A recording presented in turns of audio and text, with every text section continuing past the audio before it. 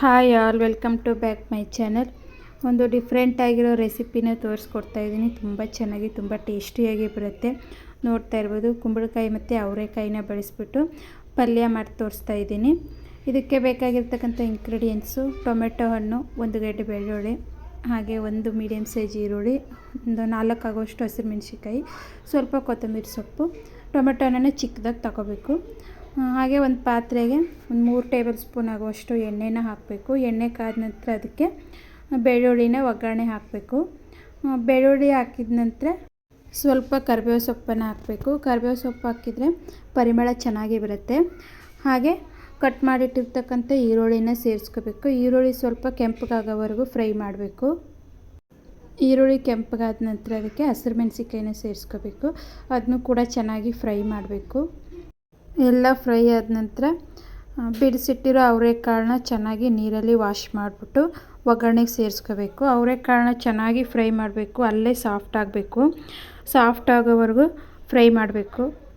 ಹಾಗೆ ಸ್ವಲ್ಪ ಸಾಲ್ಟನ್ನು ಸೇರಿಸ್ಬೇಕು. ಸಾಲ್ಟ್ ಸೇರಿಸಿದ್ರೆ ಬೇಗ ಸಾಫ್ಟ್ ಆಗುತ್ತೆ. ಹಾಗೆ ಕಾಳು ಸಾಲ್ಟ್ ಕೂಡ ಹಿಡ್ಕೊಳ್ಳುತ್ತೆ. ನಂತರ ಸ್ವಲ್ಪ ಮೇಲೆ ಮುಚ್ಚಿಬಿಟ್ಟು ಬೇಯಬೇಕು. ಕಾಳೆಲ್ಲ ಸಾಫ್ಟ್ ಆದ ನಂತರ ಮೇಲ್ಗಡೆ ಒಂದು ಚಿಕ್ಕ ಟೊಮೆಟೊ ಹಣ್ಣನ್ನು ಸೇರಿಸ್ಕೋಬೇಕು, ಕಟ್ ಮಾಡಿಟ್ಟಿರೋದು. ಅದನ್ನು ಕೂಡ ಚೆನ್ನಾಗಿ ಫ್ರೈ ಮಾಡಬೇಕು.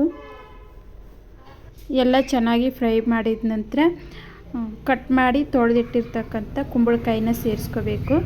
ಇದು ಕೂಡ ಸಾಫ್ಟ್ ಆಗುತ್ತೆ ಬೇಗ. ನೀರೇನು ಹಾಕಬೇಕಾಗಿಲ್ಲ, ಎಣ್ಣೆಯಲ್ಲೇ ಫ್ರೈ ಮಾಡಬೇಕು.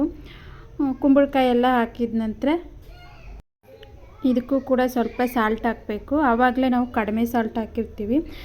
ಈಗ ನೋಡಿ, ಇನ್ನೊಂಚೂರು ಸಾಲ್ಟ್ ಹಾಕೊಂಡ್ರೆ ಕುಂಬಳಕಾಯಿನೂ ಕೂಡ ಸಾಲ್ಟ್ ಹಿಡ್ಕೊಳ್ಳುತ್ತೆ. ಸಾಲ್ಟ್ ಹಾಕಿದ ನಂತರ ಚೆನ್ನಾಗಿ ಮಿಕ್ಸ್ ಮಾಡಿಬಿಟ್ಟು ಮೇಲ್ಗಡೆ ಪ್ಲೇಟ್ನ ಮುಚ್ಚಿ ಬೇಯಕ್ಕೆ ಬಿಡಬೇಕು. ಬೆಂದ ನಂತರ ತೆಗೆದು ಸ್ವಲ್ಪ ಕೊತ್ತಂಬರಿ ಸೊಪ್ಪನ್ನು ಉದುರಿಸ್ಬೇಕು. ಹಾಗೆ ಮೇಲ್ಗಡೆ ಸ್ವಲ್ಪ ಕಾಯಿ ತುರಿನ ಹಾಕಿ ಮಿಕ್ಸ್ ಮಾಡಿದರೆ ತುಂಬ ಚೆನ್ನಾಗಿ ತುಂಬ ಟೇಸ್ಟಿಯಾಗಿ ಬರುತ್ತೆ. ನೋಡ್ತಾ ಇರ್ಬೋದು. ಇದನ್ನು ಸೈಡ್ ಡಿಶ್ಶಾಗೂ ಕೂಡ ಮಾಡ್ಕೋಬೋದು.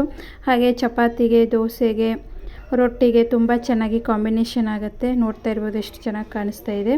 ಹಾಗೆ ಈ ರೆಸಿಪಿ ಇಷ್ಟ ಆಗಿದ್ದರೆ ಲೈಕ್ ಮಾಡಿ, ಶೇರ್ ಮಾಡಿ, ಹಾಗೆ ಸಬ್ಸ್ಕ್ರೈಬ್ ಮಾಡ್ಕೊಳ್ಳಿ. Thank you.